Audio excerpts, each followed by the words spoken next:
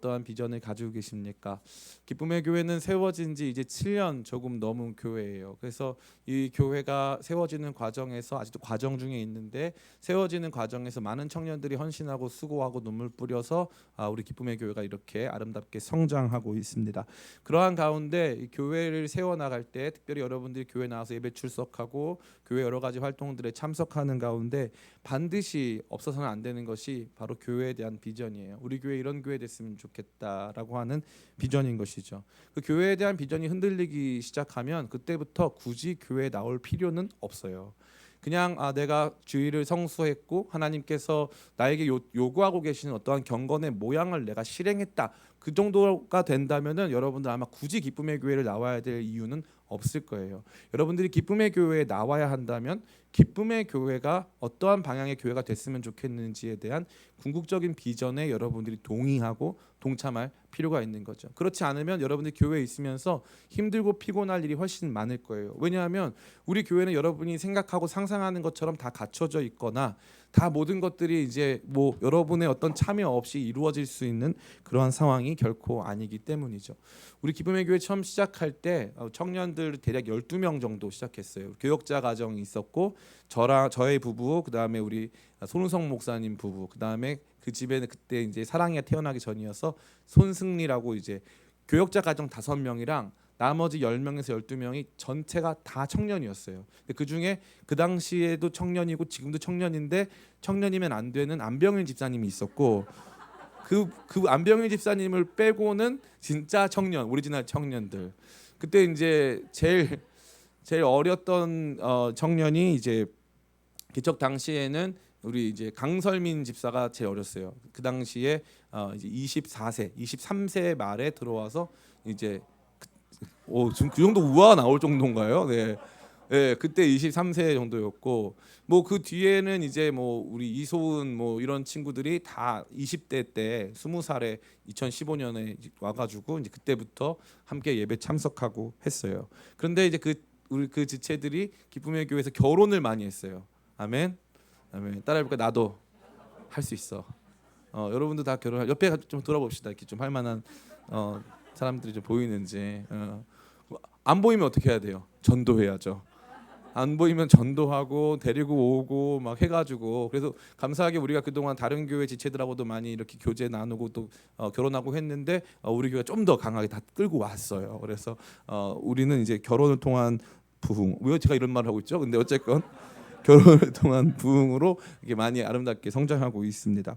어쨌건 그런 청년들이 모여서 꿈을 꿨어요. 여기가 원래 어떤 곳이었냐면은 이 자리가 병원이었어요. 병원.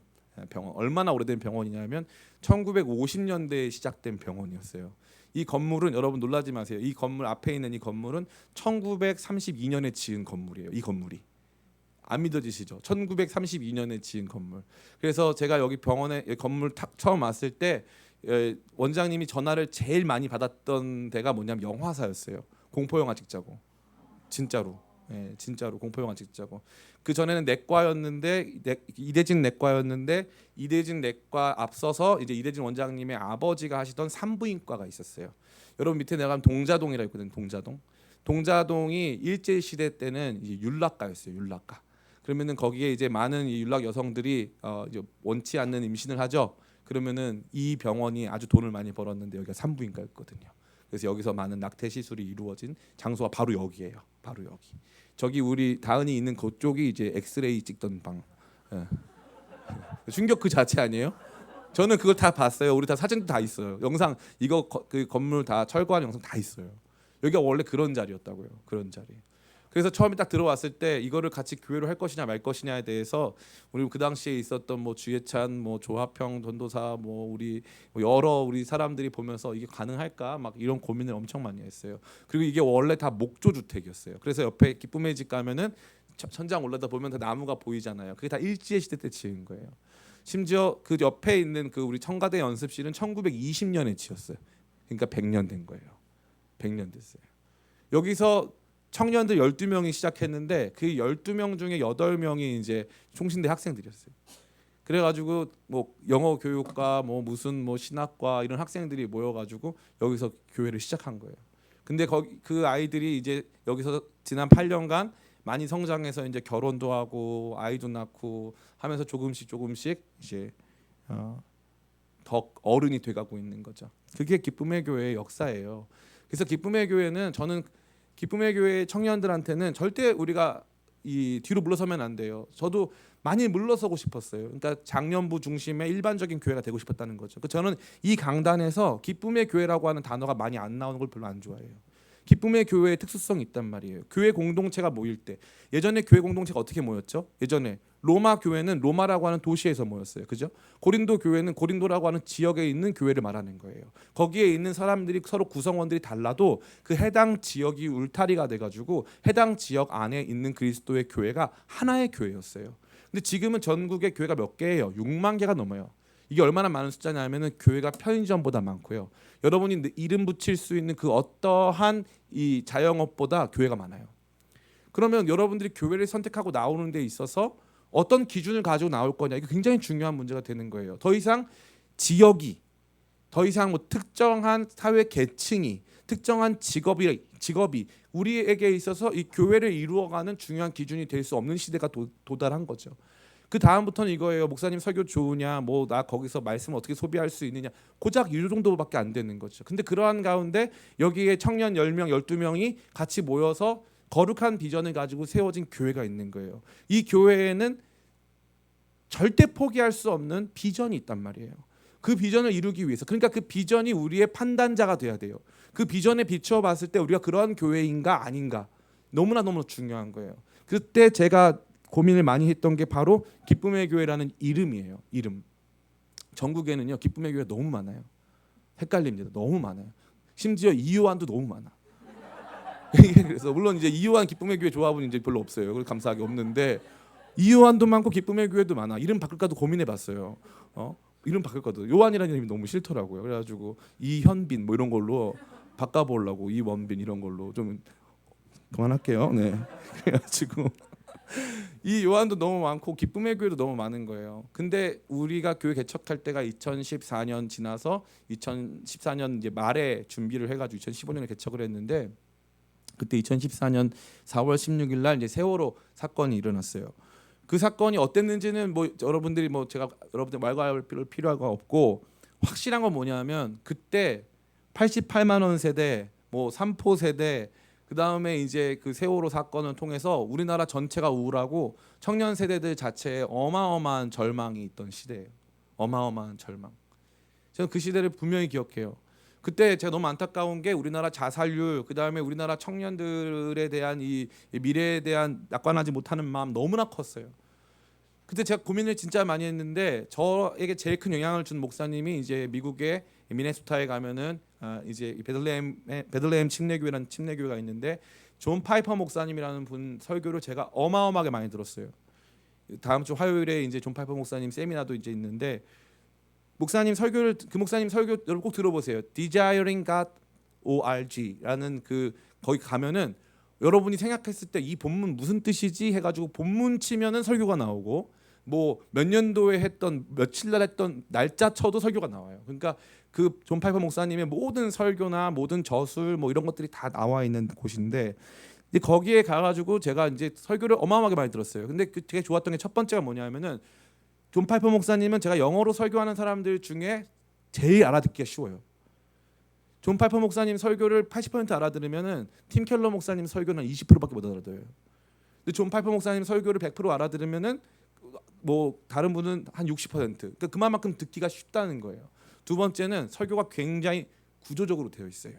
그래가지고 처음에는 이제 관찰, observation을 해요. 그래서 이 본문 말씀이 어떤 내용인가 한번 관찰하고, 그 다음에 두 번째는 implication, 적용을 해요.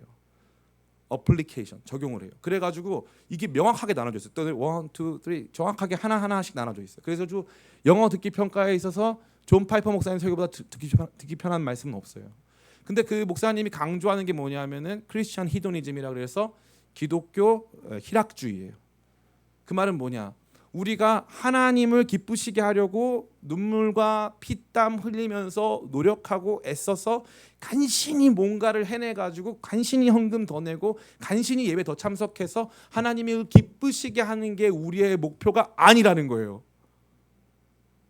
더 나은 인간이 되려고 애쓰고 노력하라. 이게 너희의 궁극적인 목표가 아니라는 거예요. 그럼 우리의 궁극적인 목표가 뭐냐? 하나님을 기뻐하는 거.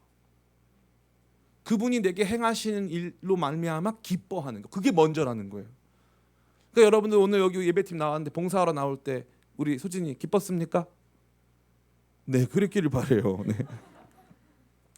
봉사하러 나올 때 아침에 가야 되는데 뭐 어떻게 해야 되는데 우리가요 너무 쉽게 생각을 되게 얕게 하는 게 습관이에요.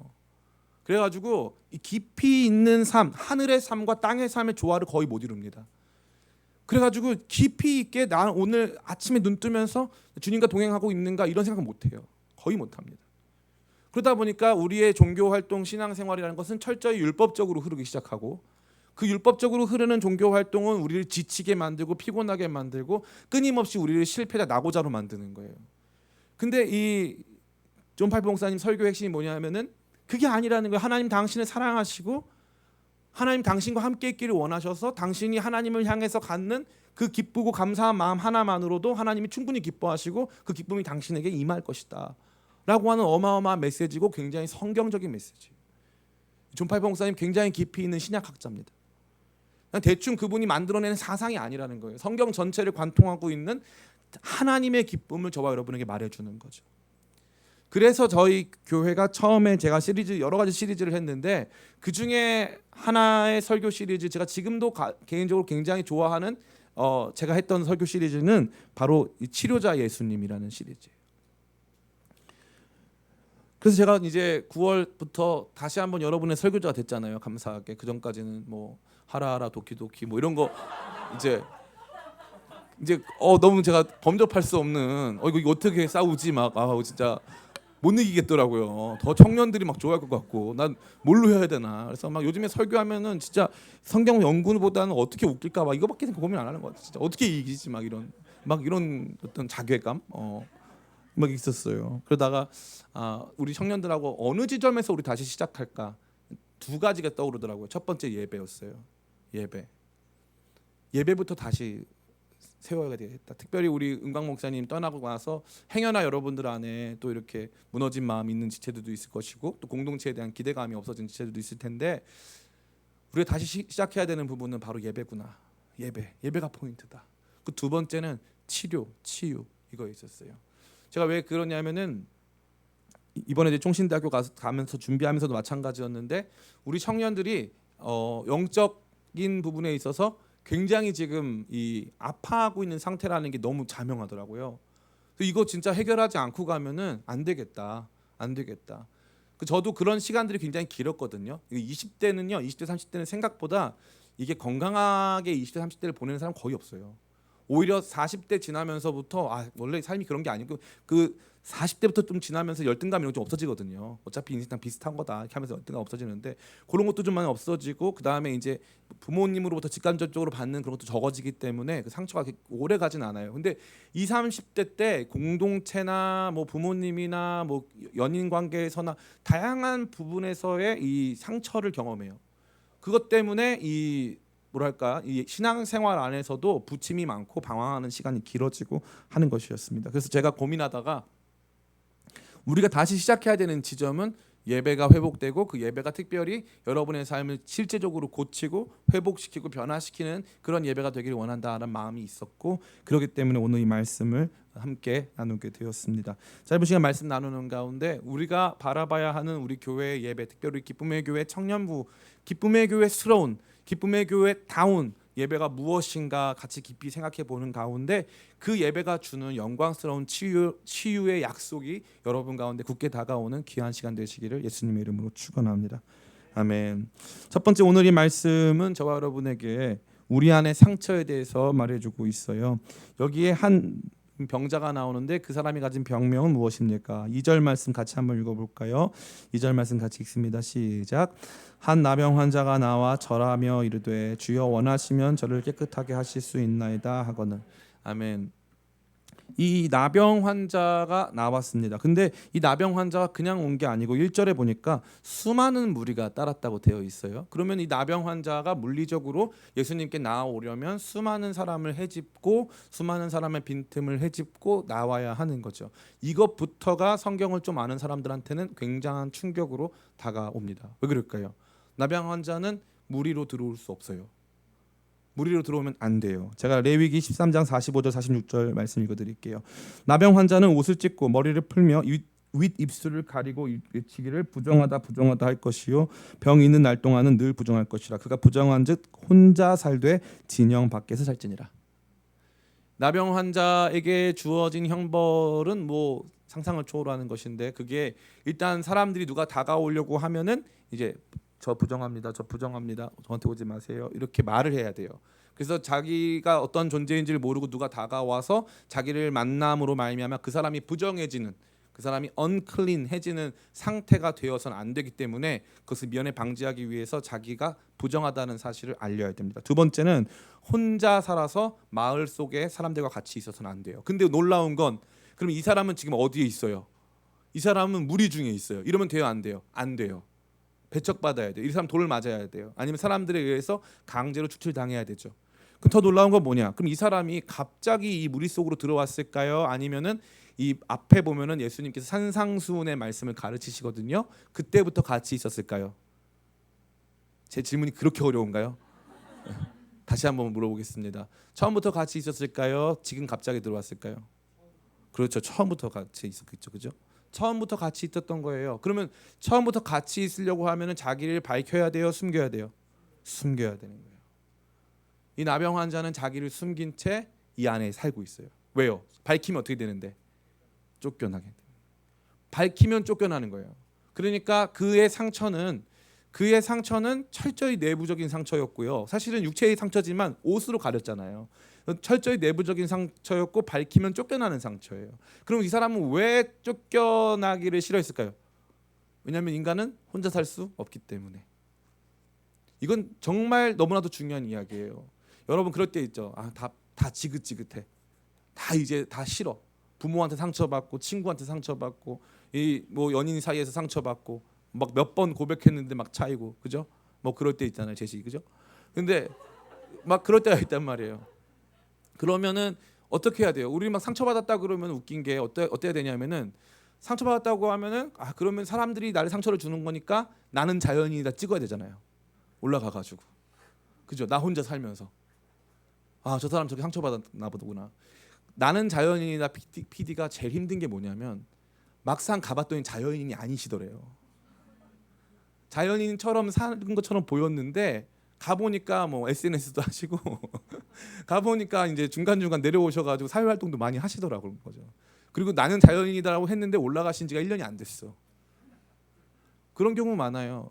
그만큼 인간에게 있어서 가장 큰 공포와 두려움은 세상으로부터의 단절이에요. 그래서 여기 있는 거예요. 자기 숨기고. 이 나병이라고 하는 것처럼 신기한 질환이 없어요. 이 나병은요, 이게 만약에 한센병이라면, 한센병, 소록도 가면 이제 한센인들을 위한 병원이 있는데, 이게 한센병이라면 재미있는 게 뭐냐면은 고통을 주는 신경에 문제가 생겨서 고통을 못 느끼는 게 핵심이에요. 근데 이 한센병이 오는데 고통을 못 느껴요. 자기 몸이 막 문드러지는데 고통을 못 느껴. 그래서 이 한센인 분들 중에 어떤 사람이 많냐면은 힘이 센 사람이 많아요. 왜냐하면 이 문고리 같은 거 우리가 이제 문 손잡이 돌리잖아요. 그럼 잠겨 있으면은 이게 안 돌아가죠. 이게 안 돌아갈 때 어때야 되냐면, 안 돌아가면은 이게 통증을 느낀단 말이에요. 우리 손이 통증을 느껴서 이거를 돌리다가 너무 아프니까 안 돌리게 된단 말이에요. 근데 그분들은 이 통증을 못 느껴요. 그래가지고 문이 열려. 잠긴 문이 열린다고. 그러면 그동안 어떻게 돼요? 이게 피부가 이만큼 떨어져 나가요. 그 정도라니까요. 그게 이제 이 한센병이 갖는 중대한 문제예요. 그래가지고 이제 이 열왕기 하에 보면은 이 나아만 나오잖아요.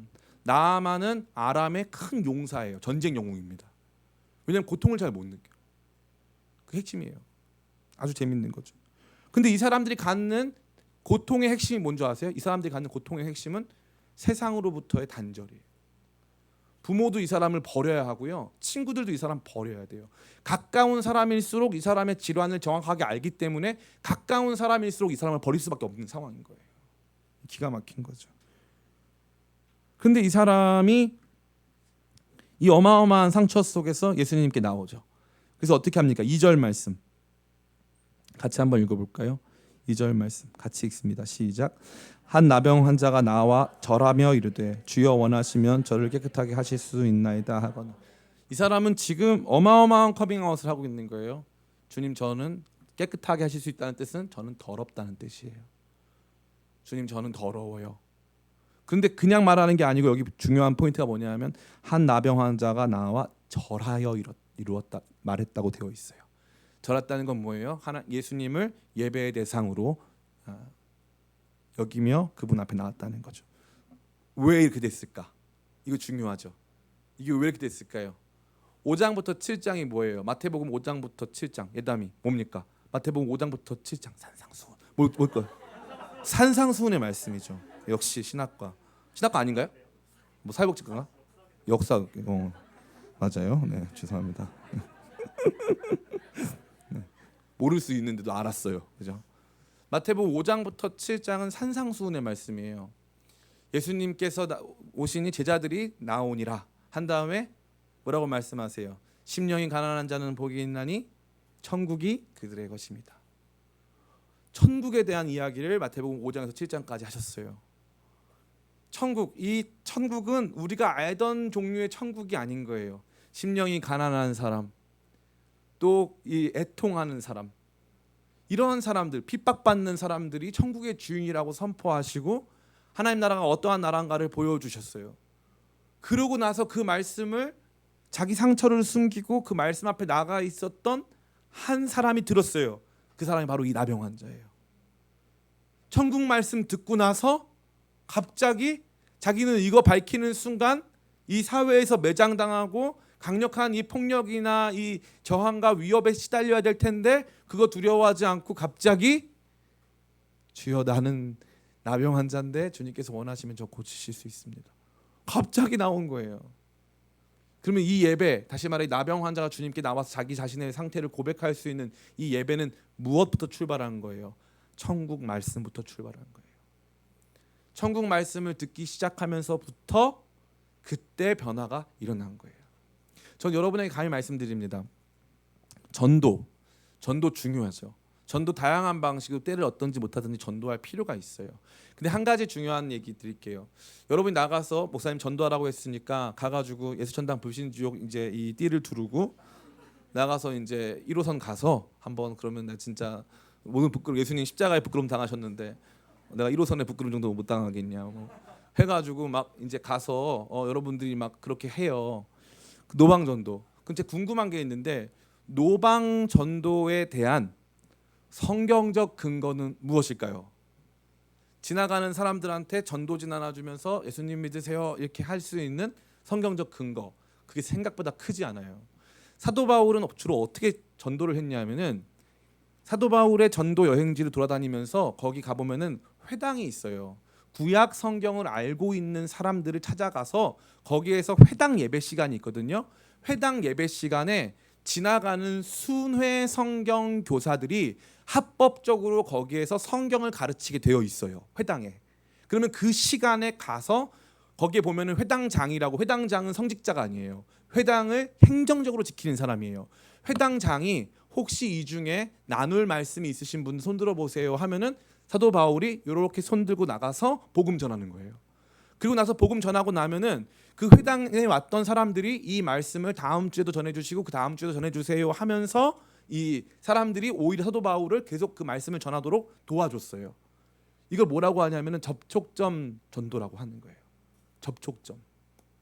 그래서 말씀을 왜냐면 예수천당 불신지옥 이걸로만 해가지고 이게 우리 하나님을 너무 비인격적으로 여긴 나머지 그것만 외치면 누군가 믿을 사람 믿을 것이다. 그것 가능은 한 이야기인데 그게 그렇게 온당하고 그러한 종류의 다소 극단적인 형태의 그 선포가, 비인격적인 선포가 과연 전도에 있어서 제일 하이 포지션에 위치한 제일 이 높은 우선순위를 가진 전도 방식이냐? 죄송한 말씀이지만 아니라는 거예요. 아니에요. 그러면 어떤 전도가 핵심 전도인 줄 알아요? 교회를 통한 전도예요. 교회 공동체를 통한 전도. 제가 저도 이거를 깨달은 지가 얼마 안 됐어요. 한 30대 중반 넘어서 그제서야 성경 말씀 가만히 읽어보니까 그냥 아무렇게나 가가지고 전도지 나눠주면서 예수님 믿으세요, 이거가 만사형통 능사가 아니라는 걸 알게 됐어요. 더 중요한 게 뭐냐면 교회예요. 교회. 그래서 여러분 전도하기를 원한다면 따라해볼까요? 전도를 원한다면 교회로 인도하자. 인도 후의 전도예요. 인도 후의 전도. 그러니까 우리가 그거를 모르고 인도 없이 전도만 하면 된다. 그냥 무조건 찾아가가지고 안녕하세요. 그러면 사람들이 우리를 뭐랑 헷갈릴까요? 도를 아십니까랑 예? 헷갈릴 거 아니에요. 안녕하세요 하고 전도하면 헷갈릴 거 아닙니까? 도를 아십니까랑. 예? 저는 보면서 너무 많은 생각이 들었어요. 예수님의 천국 복음 말씀을 지금 이 사람은요, 자기 상처를 숨긴 채로 가만히 들어본 거예요. 5장부터 7장까지 가만히 듣는 거예요. 가만히 듣고 있다가 보니까 이거 하늘의 말씀이에요. 그리고 자기 같은 사람도 저분이 선포하시는 저 하나님 나라에 들어갈 수 있다라는 믿음이 생기는 거예요. 그리고 지금 저 말씀을 선포하시는 분이 나의 예배를 받기에 합당하신 분이라는 마음이 생기는 거예요. 그래서 교회가 중요한 것이고 그래서 예배가 중요한 거예요. 예배에서 하나님 나라 말씀이 선포되지 않으면 백날 와서 앉아 있어도 여기에서 개인적인 문제나 아픔 여기만 너무 다루고 있으면요, 여기에 와가지고 예수님께 부복하여 예수님께 자기의 상처를 내놓는 사람이 너무 없어요. 그냥 교회 공동체 좋다, 분위기 좋더라, 청년들 많더라 뭐 이러고 끝나는 거죠.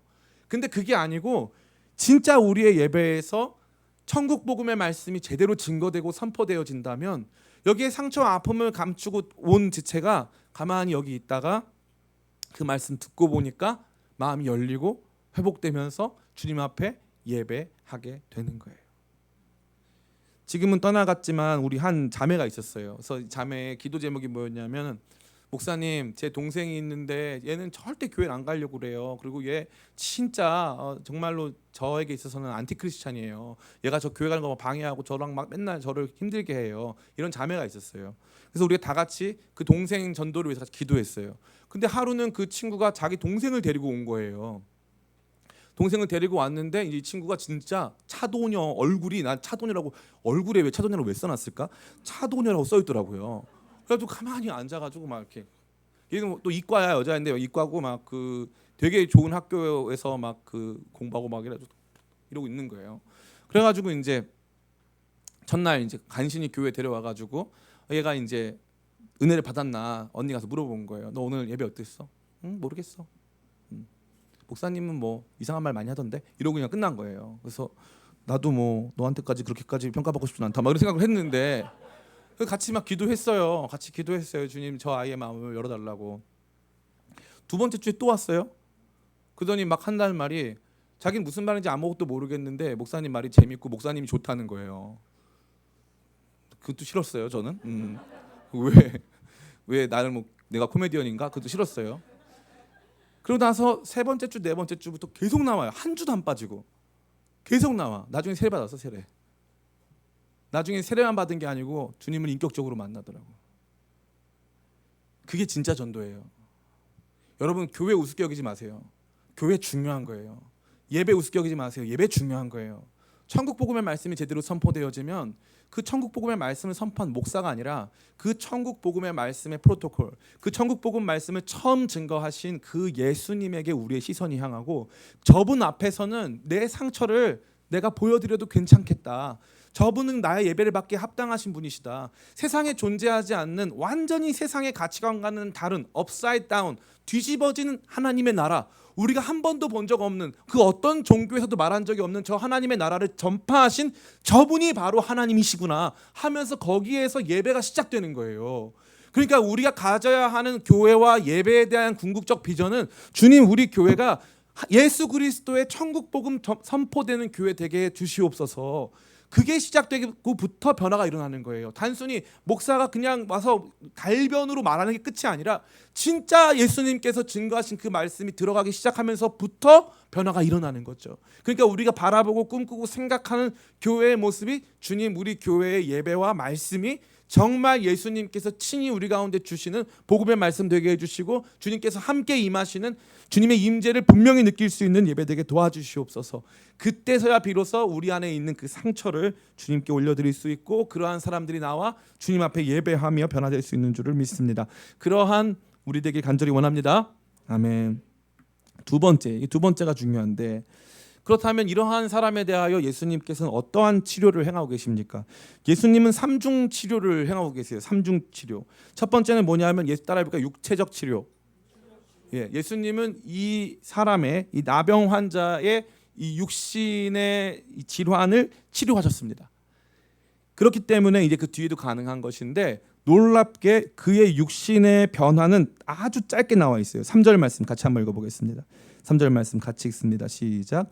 예수께서 손을 내밀어 그에게 대시며 이르시되 내가 원하노니 깨끗함을 받으라 하시니 즉시 그의 나병이 깨끗하여 진지라. 아멘. 즉시 그의 나병이 깨끗하여 진지라. 머리에 있었던 이 흉터가 없어지고 이런 표현이 없어요. 그냥 깨끗해졌다라고 하는 아주 단순 명료한 내용으로 정리하고 있습니다. 육체적인 변화와 회복이 있다는 거죠. 많은 우리 청년 그리스도인들이 이제 언젠가부터 제가 너무 안타깝게 생각하는 것은 이 이상적, 이데올로기적 혹은 또 이제 뭔가 이 삶과 괴리된 사변적이고 철학적 복음의 내용에 관심을 기울이다 보니 실제적인 삶에서의 변화, 실제적인 아픔에서부터의 회복을 많이들 경험하고 있지 못하다는 거예요. 또 라떼 얘기해서 너무 죄송한데 제가 라떼 장인이거든요. 그래가지고 진짜 라떼 장인인데 제가 이제 청년 시대까지만 해도 가난하고 어려운 환경에 놓여져 있는 청년들이 많았어요. 그리고 그 이전엔 더 많았죠. 그러다 보니까 이제 우선적으로 하나님께 나아가는 것은 내가 할 수 있는 능력이 없어요.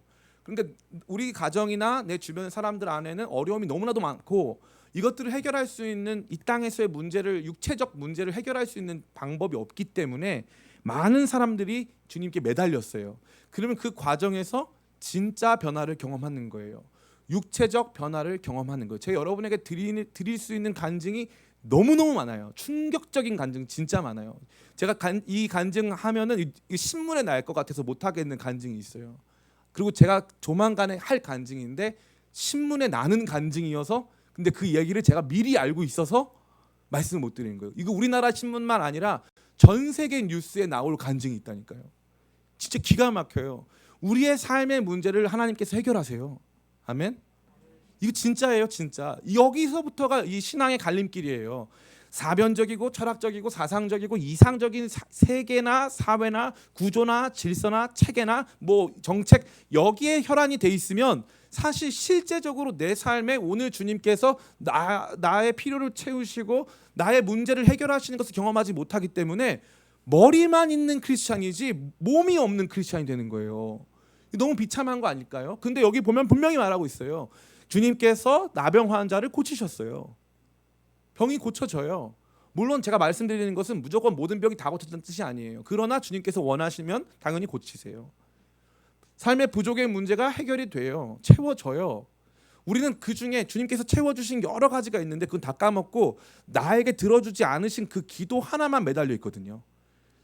우리가 기도 없이 돌파할 수 없었던 수많은 순간들이 있었음에도 불구하고 그것도 다 까먹고 은혜는 다 까먹고 아직 내게 주어지지 않은 것 하나만 붙잡고 주님 왜 아직까지 이거 안 주십니까? 저 이거 못 믿겠습니다. 주님의 돌보심 저 못 믿겠습니다. 잘 먹고 살고 있으면서 못 믿겠다는 거예요. 베드로가 얼마나 웃겨요? 풍랑 있는 바다에 주님 내게 명하시면 내가 주님께 걸어갈 수 있습니다 하라고 고백했어요. 그래서 바다에 무리를 걸었어. 와, 무리를 걸어봤습니까? 무리를? 네? 굉장히 무리를 걷는 게 무리가 되죠. 그래서 정말 제가 너무 무리였는데 무리를 걷는 게 굉장히 무리스러워요. 방금 같이 굉장히 무리스러운데 그 무리를 걸었단 말이에요. 이거 계속 웃길 수가 있어. 빨리 끊고 가야 돼. 여기서 끊고 가야 돼. 계속 무리를 걸었는데 갑자기 바람 좀 불어오니까 어떻게 하는 거예요? 바로 의심하는 거예요. 나는 어떤 상태인데? 나 무리를 걸었다니까. 물리 법칙을 이겼다고 내가. 그랬는데 바람이 좀 불어오니까 바로 무서워서 떨어지는 거예요. 이게 뭐다? 이게 우리다 이거예요. 이게 우리다. 너무 안타깝죠. 그러나 여러분 두려워하지 마세요. 우리는 물 위를 걸어본 경험이 있단 말이에요. 여기가 출발점이에요. 여기가. 그래서 육체적 필요를 공급받고 삶의 문제의 치료를 경험하고 또 여러 가지 부분에서 하나님께서 해결해 주신 해결을 체험하는 것 너무나 중요한 거예요. 꼭 그렇게 기도하고 그러한 응답을 경험하는 저와 여러분 되시기를 예수님의 이름으로 축원합니다. 아멘이 작지만 상관없어요. 저는 오늘부터 강한 목사가 되기로 했어요. 아멘. 자, 첫 번째는 대략 짐작하신 것처럼 아까 말씀드린 바와 같이 육체적인 치료 부분이었어요. 이거는 기본 깔고 가는 거죠. 문제가 두 번째예요. 두 번째가 뭐냐면 정서적 치료가 문제예요. 왜냐? 여기 보면은 3절 예수께서 손을 내밀어 그에게 대시며 이르시되 내가 원하노니 깨끗함을 받으라. 여기에 굉장히 어색한 표현이 뭐냐면 손을 내밀어 그에게 대시며, 이게 어색한 표현이에요. 왜냐하면 예수님은 말씀으로도 고치실 수 있거든요. 예수님은 말씀으로 충분히 고치세요. 그냥 이렇게 하시면 돼요. 내가 원하노니 깨끗함을 받으라. 깔끔하죠. 우리가 예수님의 치료에서 자주 볼 수 있는, 빈번하게 볼 수 있는 내 믿음이 너를 구원했다. 깨끗하게 돌아가라. 간단한 거예요. 주님께서는 빈번하게 그 어떠한 물리적 접촉, 신체적 접촉 없이 많은 사람들을 고쳐내셨어요.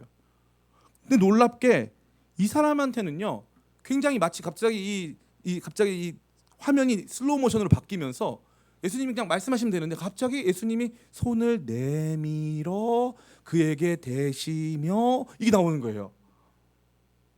이게 왜 그럴까? 제가 말씀드렸죠. 나병의 핵심적인 통증의 문제가 뭐냐면 단절이에요. 단절. 부모님과도 허그할 수 있어요? 없어요? 없어요. 내 친구들과도 악수할 수 있어요? 없어요? 없어요. 그 누구에게도 이렇게 할 수 없는 거예요. 이 신체적 접촉으로 우리의 마음을 전하는 건 진짜 중요한 거예요. 진짜. 저희 집에 고양이 3마리가 있어요. 고양이 3마리들이 자기를 만지라고 거의 폭력에 가까운 수준으로 다가와가지고 막 머리를 막 들이밀고 막 저를 빤히 보고 있어요. 제가 막 하고 있으면은 노트북이 올라와서 누워요. 막 만지라고. 그러면 만지면 뭐가 달라질까요? 걔랑 나랑? 도대체 뭐 때문인데? 내가 너무 화가 나요. 뭐 때문에? 나는 바빠 죽겠는데 너는 뭐 때문에 여기 와가지고 나한테 지금 너를 만지라 하느냐 이거예요. 신기하지 않아요? 잠수부가 깊은 곳에서 이제 스쿠버 다이빙을 해요. 스쿠버 다이빙을 하는데 물개가 찾아와가지고 자기를 만지래요. 물개가. 저 좀 만져주실래요? 너무 재밌지 않아요? 그게 뭔데요? 그게 접촉이고요. 그게 일치고, 그게 만남이고, 그게 교감이고, 그게 영혼의 커뮤니케이션이에요. 근데 이 나병 환자는 그걸 경험할 수가 없어요. 그죠? 그래서 제가 이 말씀 전할 때마다 하는 게 있는데 예수님의 말씀은 그의 육체를 고치고 예수님의 손은 그의 마음을 고치는 거예요. 그 누구도 만져주지 못한, 그 누구도 받아주지 못하는 내 인생을 주님께서 어루만지셔서 주님의 정결한 손이 부정한 나의 삶에 다가오는 거예요. 그래서 주님이 우리를 고치시는 거예요. 우리 주님의 고치심이 이렇게 영광스러운 거예요. 많은 사람들이 교회를 다니고 신앙생활 한다고 하면은 다 생각해요. 저 사람은 뭐 전능자를 의지한다. 자기보다 좀 이렇게 힘 있는 절대자가 있어가지고 초월자가 있어가지고 그 초월자를 의지해서 자기 현실에서 도피하려고 한다. 아니에요. 그 정도 차원이 아니라고요. 그분과의 진정한 만남이 이루어지는 순간 그분의 거룩하심이 나의 죄악됨을 덮어요. 그분이 그것으로 나를 안아버리신다고요. 죄된 나를 그분의 거룩으로 안아버리세요. 여러분 감히 물어볼까요? 여러분 거룩하세요? 여러분의 생각과 마음이 거룩하세요? 여러분의 삶의 모든 시선이 거룩하세요? 여러분의 모든 행동이 거룩하냐 이 말이에요. 안 하잖아요. 거룩 안 하잖아요. 가끔은 그런 얘기 하더라고요. 우리 예전에 어떤 형제가 와가지고 우리 뜰 모임 같은 거 할 때 거의 음담패설에 준하는, 야 어차피 너네들도 다 그럴 거 아니야 하면서 이제 거의 음담패설에 준하는 얘기를 하니까 이제 그 뜰원들이 굉장히 상처를 받고, 특별히 그 뜰원 중에 있던 한 형제가 그 친구랑 막 싸우고 막 그런 일이 있었어요. 우리 교회에. 그 친구가 말하는 게 사실 맞거든요. 다 그런 사람 아니냐 이거예요. 근데 왜 우리 거룩한 척하죠? 왜 우리는 안 그런 척하죠? 우리 안 그런 척한 적 없고요. 우리 다 그런 사람 맞는데 주님은 우리를 그런 사람을 그냥 두지 않으시고 그러한 우리에게 거룩한 마음 주시고 그러한 이 땅의 사람인 우리에게 하늘의 꿈 주셔요. 그러한 우리한테 너 깨끗하게 살 수 있다고 말해요. 세상 모든 사람이 너 그렇게 부정하다고 버리다고 너도 똑같은 인간에 불과하다고 말할 때 우리 주님은 아니야 너 내 아들이야 라고 말씀하시는 거예요. 너 내 딸이야 라고 말씀하시는 거예요. 나는 너를 거룩하다고 칭한다고 말씀해 주시는 거예요. 내가 거룩해서가 아니라 내 삶의 시선과 행동 모든 것이 완전해서가 아니라 나를 거룩하다고 칭해 주시고 의롭다고 칭해 주시는 그분 때문에 이 부정한 입술에 그분의 거룩을 채우고요. 이 부정한 시선에 그분의 꿈을 채우는 거예요. 이게 우리 신앙이란 말이에요. 천박하게 앉아가지고 너도 그러고 있을 거 아니냐. 그렇다. 나도 거짓말 좀 한다. 나도 남 좀 많이 미워하고 나도 뒷담화 많이 깠다. 이거 자랑입니까? 교회와 신앙은 그런 게 아니에요. 주님의 안아주심이 찾아오는 거예요. 주님의 안아주심이 세상 모두가 너를 버려도 난 널 버리지 않는다 하시면서 날 끌어안아주시며 그분의 거룩으로 날 덮어주시는 거예요. 이게 우리 비전 돼야 될 줄 믿습니다. 저는 이게 너무나도 멋있어요. 우리 주님처럼 멋있는 분은 없어요. 제가 예전에 말씀드렸죠. 신학교 1학년 들어갔는데 그때 이제 마태복음 수업을 듣다가 이거 이 정도면 내가 예수님을 믿을 필요가 없겠다. 왜냐하면 제가 너무 열심히 공부를 한 나머지 이제 다양한 생각을 가지신 분들의 책을 다 읽었어요. 아니 이러고 나니까 사람들이 너무 감론을박하는데 내가 이 말씀을 객관적으로 믿어야 될 근거가 뭐가 있는가 하면서 기독교 신앙 자체에 대한 깊은 회의를 갖게 됐어요. 그리고 다음 이제 구약 그 배우고 있는데 무슨 뭐 이 고대 근동 신화를 다 읽으래요. 그래서 다 읽었어요. 다 읽고 나가지고 저는 또 무식한 학생이어가지고 책을 다 안 읽으면 과제를 쓸 수가 없는 학생이었어요. 그러면 이제 책을 다 읽어야 과제를 쓰니까 둘 중 하나예요. 과제를 못 하든지 아니면 책은 읽었는데 글 쓸 시간이 없어서 페이지가 현저히 부족해서 마치 안 읽은 것처럼 보인다든지. 진짜 열심히 했어요. 그래서 저는 성적은 바닥인데 왠지 제가 진짜 부끄럽진 않았던 것 같아요. 진짜 학부 시절에는 거기까지로 이제 선을 긋습니다. 그 위까지는 좀 자신이 없어요. 근데 학부 시절만큼은 29살에 대학 들어갔기 때문에 너무 열심히 했어요. 그런 혼란스러운 이야기 속에서 이거 아니다 싶어가지고 제가 처음 다시 한번 생각해봤어요. 다시 한번. 그래서 비교 종교학 책을 많이 읽었는데 비교 종교학에서 도전하는 모든 질문들에 대해서 제가 처음에는 부딪혀 오더라고요. 예를 들어 홍수 사건. 홍수 사건은 고대 근동 신화에 다 나와요. 다 나와요. 근데 홍수 사건의 주체가 다르고 그 다음에 그 결과가 달라요. 그래서 나는 이거 어떻게 받아들일 것이냐 뭐 이런 고민들이 엄청 많았어요. 그런데 그 한 사건의 유사성 또 뭐 불교와 탕자의 이야기가 비슷한 점이 있대요. 그 불교 쪽에서 나온 이야기인데 비슷한 거 있대요. 그래가지고 그것도 엄청 찾아봤어요. 근본적으로 그러나 인간을 창조하시고 인간을 사랑하시는 하나님은 없어요. 진짜 없어요. 제가 그냥 지어내는 말이 아니에요. 여러분이 이름 붙일 수 있는 그 어떤 종교라도 가지고 와봐요. 인간을 사랑 가운데 창조하시고 인간을 자기 형상으로 창조하시고 그 인간을 이토록 사랑하신다는 내용의 말씀이 없다니까요. 없어요. 없어요. 진짜 없어요. 여러분이 찾아보세요. 진짜 없어요. 그 다음부터 제가 생각이 달라졌어요. 그 다음부터 진짜 하나님 말씀을 그러한 관점에서 읽기 시작하는데 제가 뒤집어지겠는 거예요. 이 말씀을 전하지 않고서는 못 견디겠는 거예요. 제가 느꼈을 때 제 설교가 뭐 다른 분들하고 다른 점이 하나 있다면 저는 제가 진짜 막 마음 안에서 들끓지 않는 말씀은 잘 못 전해요. 그게 잘 안 돼요. 뭐 이렇게 지적으로 이렇게 이번 학교에서 얼마나 힘들었는지 몰라요. 그래가지고 정말 하나님께서 제게 주시는 그 강력한 마음에 있으면 더 기쁘게 할 수 있어요. 근데 그런 게 없으면 못 합니다. 제가 굳이 이거 하려고 뭐 거짓말까지 하면서까지 하고 싶진 않아요. 하나님 살아계시고 그 하나님께서 우리와 함께 하시면서 우리를 고쳐나가시는데 그 하나님이 우리를 고치실 때 방법은요. 세상 그 어떤 종교, 세상 그 어떠한 철학, 세상 그 어떠한 사람의 사랑으로 비교할 수 없는 어마어마한 정서적이고 존재적 치료가 이루어진다는 것입니다. 마지막 세 번째 따라해 볼까요? 사회적 치료. 4번 4절 같이 한번 읽어보겠습니다. 4절 같이 읽습니다. 시작.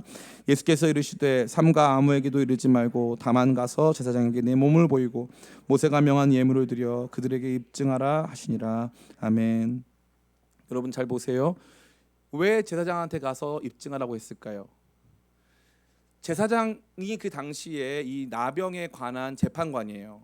뭐 의사로서 의학 지식을 가졌다기보다는 이 해당 질환이 종교적으로 부정하냐 부정하지 않냐를 최종적으로 심판하는 권한이 제사장한테 있어요. 그러면 이 사람 육체적으로 해결됐어요. 예수님은 이 당시에 이 구약 율법의 수호자였던 제사장 그룹과 친하지 않아요. 그러면 너는 이제 깨끗해졌으니까 그 사람들이 뭐라고 하든 너는 그들을 신경 쓰지 말고 그냥 지금 깨끗한 사람인 것으로 믿고 살아가라. 이렇게 정신적으로까지만 해주시면 되잖아요. 근데 당시에 예수님이 긍정하시던 종교 시스템도 아닌 이 제사장들에게 가서 모세가 명한 대로 율법을 쫓아서 예수님께서 완성하실 아직까지 완성되지 않은 그 율법인데 그 율법의 이야기에 순종해서 예물 드려서 그 제사장들 앞에서 너가 더 이상 나병 환자가 아니라는 사실을 입증해라. 그러면 여기에 의미가 영적이고 종교적인 의미가 있을까 없을까? 없어요. 그럼 무슨 의미가 있어요? 사회적 의미가 있는 거예요. 이제 너도 세상으로 나아가서 진짜 건강하고 일반적인 사람으로 멋지게 살아라 이거예요. 이거보다 더 멋있는 말씀이 전 없다고 생각해요.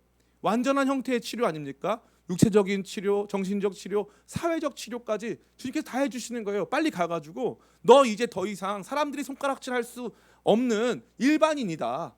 너 더 이상 나병 환자 아니다. 그것을 세상으로 입증하라. 보여줘라. 세상의 일원이 되라. 행복하게 살아라. 이런 종교와 신앙이 있으면 가지고 와 보세요. 없어요. 없어요. 제가 정말 말씀드려요. 제 인생을 걸 수 있어요. 없어요.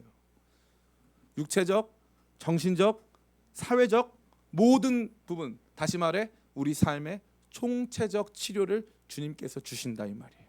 오늘 말씀 끝이에요. 천국 복음의 말씀 제대로 선포되면 우리 안에 있는 사람들한테 밝힐 수 없었던 우리 안에 있는 죄악의 문제, 우리 안에 있는 사람들과 이거 밝히면 단절될 것 같은데 하는 그런 모든 문제 주님께서 다 극복시키시고 그분 앞에서 부복하고 예배하게 하시며 그분 앞에서 우리의 죄를 고백하게 하세요. 목사님이 백날 회개하라 회개하라 해도 소용없어요. 정말 주님의 말씀이 선포되기 시작하면 그때부터 회개가 일어나는 거예요. 그리고 나서 회개한 우리 앞에 주님께서 우리의 육체적이고 물질적이고 이 땅에서 필요한 경제적이고 뭐 모든 부분에 있어서의 이 필요를 채우시고 고치시고 회복시키십니다. 아멘. 혹시 가난이 문제인 지체분들 계십니까? 주님께서 여러분 부하게 하실 줄을 믿습니다. 아멘. 왜 아멘이 적어요? 다 부자인가? 여러분 삶의 앞에 진로가 문제인 지체들이 있어요. 하나님께서 해결해 주실 거예요. 너무 걱정하지 마세요. 기쁨으로 감사함으로 나가세요. 기쁨으로 감사함 나가세요. 여러분 삶의 실제적인 필요를 주님께서 채우시고 고치십니다. 또한 뿐만 아니라 그 치열한 삶 속에서 여러분이 받았던 상처와 아픔마저 주님께서 실제적으로 고쳐주시고 위로하시고 품어주신다는 거예요. 그리고 여러분들이 세상 속으로 다시 돌아가도록 여러분의 삶의 사회적 치료까지 총체적으로 임하도록 역사하신다는 거예요. 이게 뭐다? 진짜 교회 진짜 예배다. 저는 우리 기쁨의 교회가 이러한 교회 되길 원합니다. 아멘. 진짜 예배 진짜 교회 되길 간절히 바래요. 제가 이제 인천에서 가끔 이렇게 보면은 이 보호 종료 청년들을 만나요. 보호 종료 청년들을 만나면은 제가 지난번에 말씀드렸는데 두 부류예요. 하나는 이 친구가 부모님이 없어서 받지 못했기 때문에 그러한 그의 삶의 여정이 육체에 남아 있는 친구들이 있어요.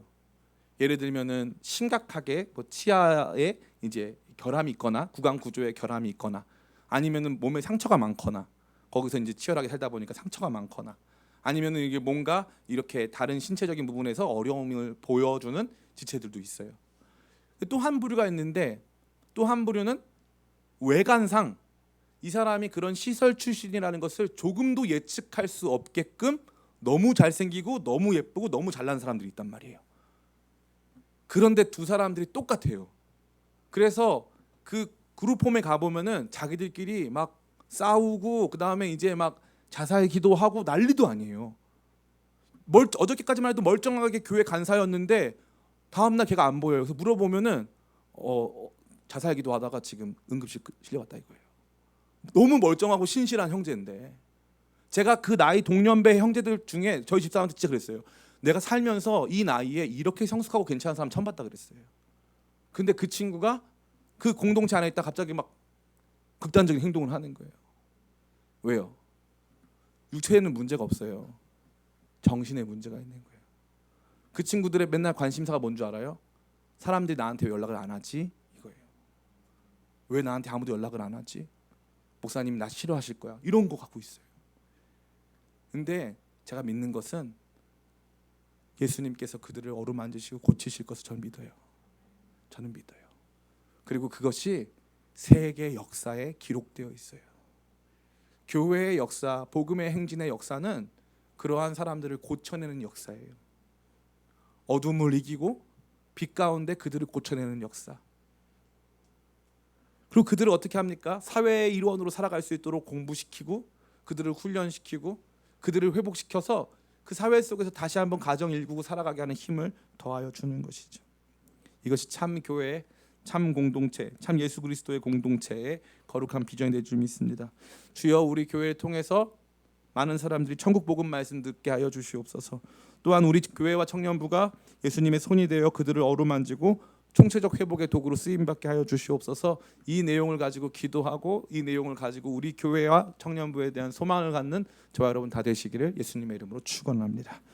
잠시 같이 기도할까요?